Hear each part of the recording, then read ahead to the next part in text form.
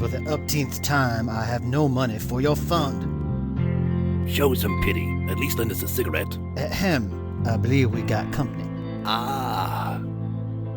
Miss, could you perhaps spare a few dollars for the Joe Gould Fund?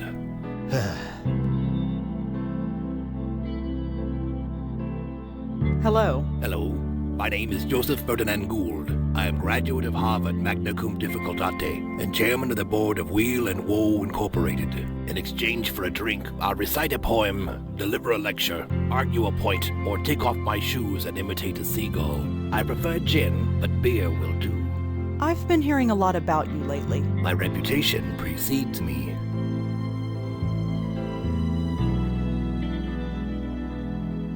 How did you know the Countess? We met in a diner like this one. We'd often spend a week or two walking along the docks to discuss seagulls.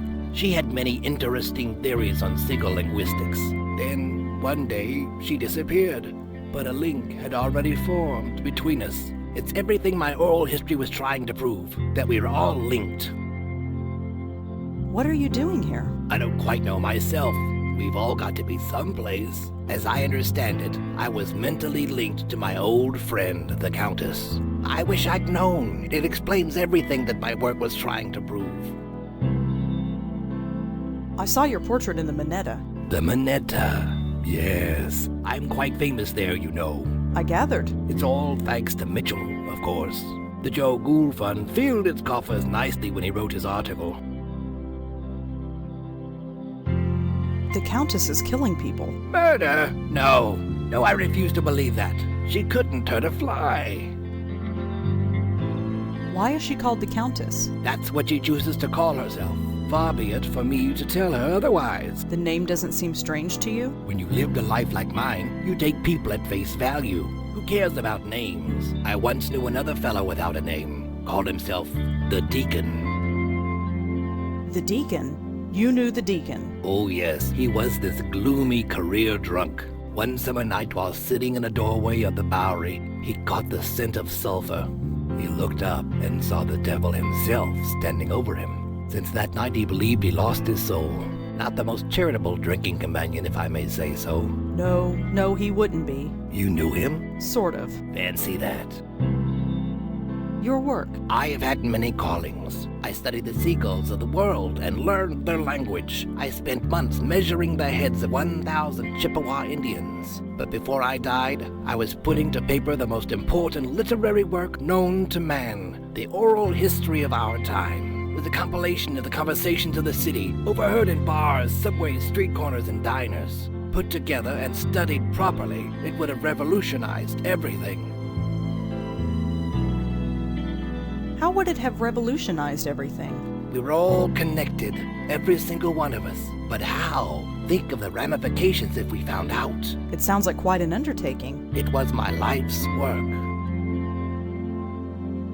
I'd like to read the oral history. And I'd like you to, but I'm afraid it belongs to the ages now. There was also the problem of it never existing in the first place. Of course it existed, only not on paper. It was over 3 million words, 3 times the size of the Holy Bible. The work transcended mere parchment and ink. What about those essays you published in the Dial?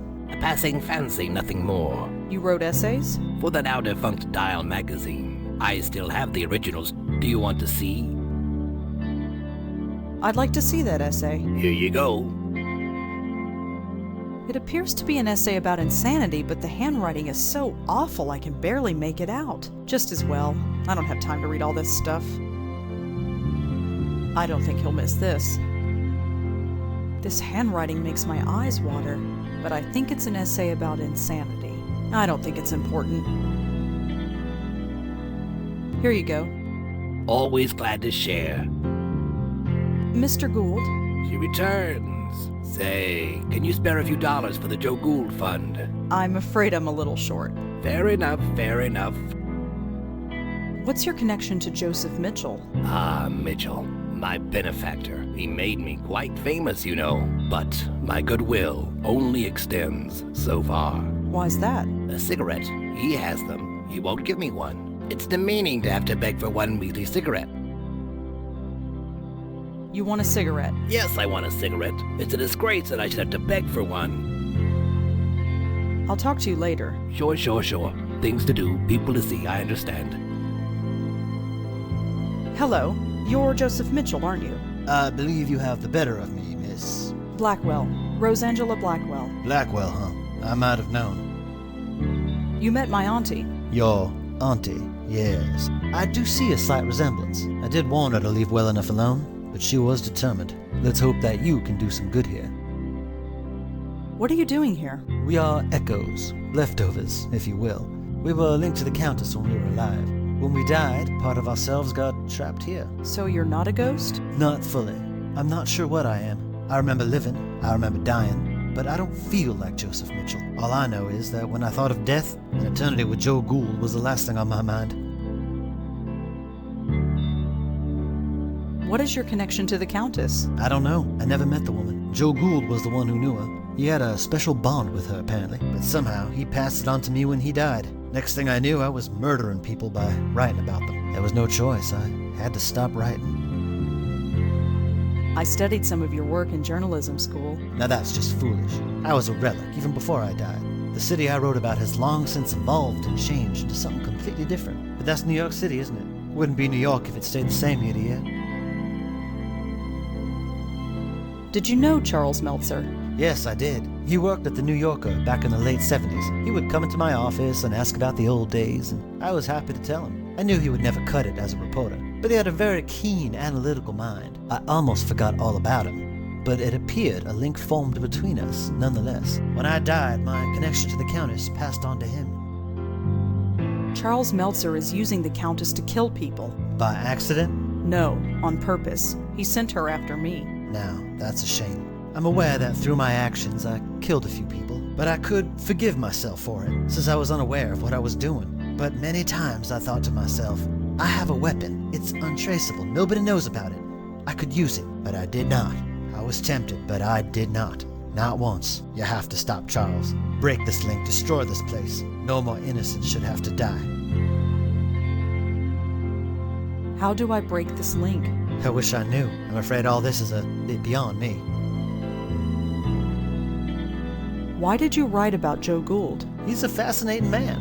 Intolerable company, but fascinating. He exemplified everything about New York at the time. Its artistic expression, its frustration, its joy and heartbreak. His oral history, or the idea of it, energized the work of dozens of writers and intellectuals. But the more I got to know him, the less I wanted to be around him. Why don't you give him a cigarette? When you give that man a cigarette or a drink, he likes to talk. And the only subject Joe Gould likes to talk about, at length, is Joe Gould. And the only person for him to talk to is me. So, I do not give him a cigarette. Would you give him a cigarette if I spoke to him for you? I might. If you can get him away from me, I might. But we can't leave this diner, and the door to that kitchen is locked. Can't you just float through the wall? Believe me, I've tried that. It doesn't work. Not here. Thanks for talking, Mr. Mitchell. I'll see what I can do. Thank you, Miss Blackwell.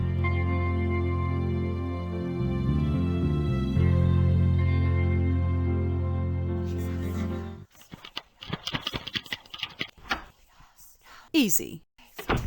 What's that noise?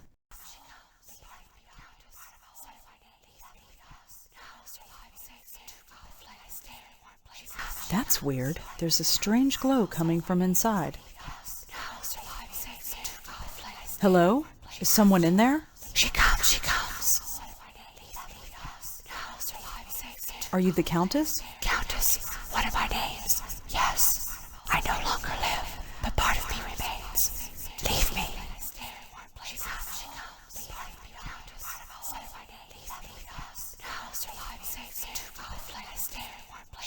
My hand goes right through it. No, too cold. I will survive here and save fire. Leave me.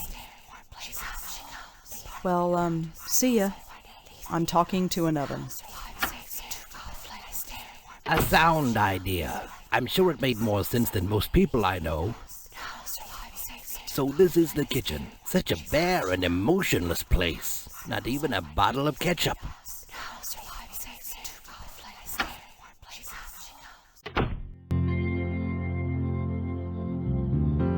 Mr. Mitchell, Yes, Gould has left the room. I see. Thank you for that. Have you reconsidered giving him a cigarette? I suppose I have been a little hard on the man. Here, I don't smoke anymore anyway. Give him the whole pack. Thanks for talking, Mr. Mitchell. I'll see what I can do. Thank you, Miss Blackwell.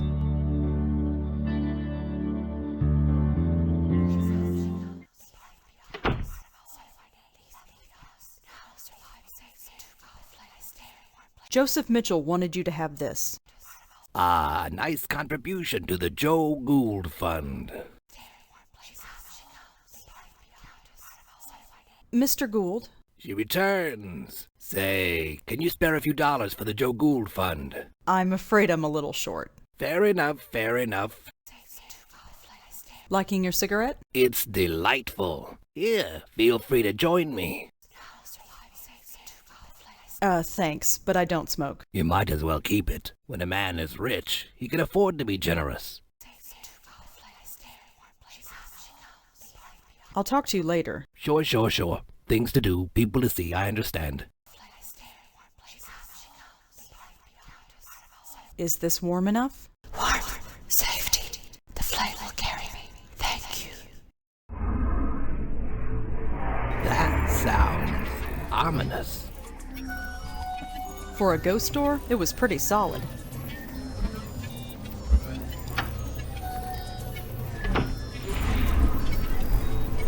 I can't explain it, but I have the feeling that my time in this place is ending. I'm breaking the link. It'll all be over soon. Over. Yes. I can't say that I ever understood any of this, but I do know one thing. Gould was right.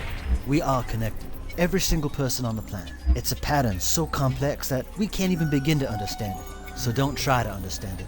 Gould tried, and he lived a miserable life. Just live, and be happy in living. Anyhow, you best get going. You got a job to finish.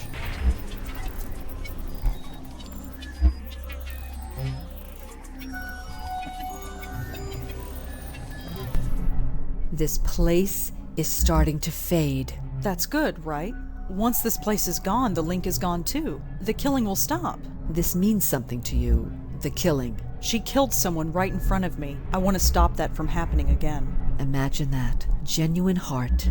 Your predecessor was not graced with such compassion. Predecessor? Do you mean Lauren? My Auntie Lauren? We should not stay here. This place will soon cease to be. Come.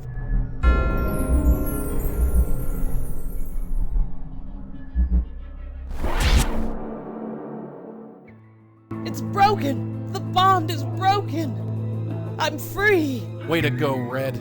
My head. I understand everything. Everything? I hurt people. Yes, that was you. But look, whatever happened, it's done. You can't do anything about it now. It's time for you to move on. No, this should not have happened. He will not kill again. Hey! It's about time you got back here. What did you guys do? I did it, Joey. I broke the bond. Yeah, you broke it all right, and our friend just blew. She did not enter the white light? No. Oh, that is a problem. She has free will and is loose in the world. With the power she has, who knows what damage she can cause. Great, just great. I don't know who you are, lady, and I don't care. But just leave the spook work to us, okay? I have little choice in the matter. I am bound to this plane.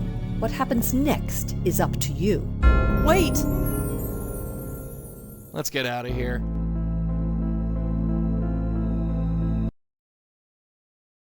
Whoa. Little dizzy. Careful, kid. You've never been under for that long. At least I'm alive. Yeah, everything's peachy. There's a killer ghost on the loose, and it's our fault. But we broke the link. She doesn't have to kill anymore. You want to tell her that? Who would she want to kill anyway? I think she's going to kill Charlie Meltzer. Oh, him. The guy who wants me dead. Yeah, ironic as all get out. We'll sort it out later. Let's get going.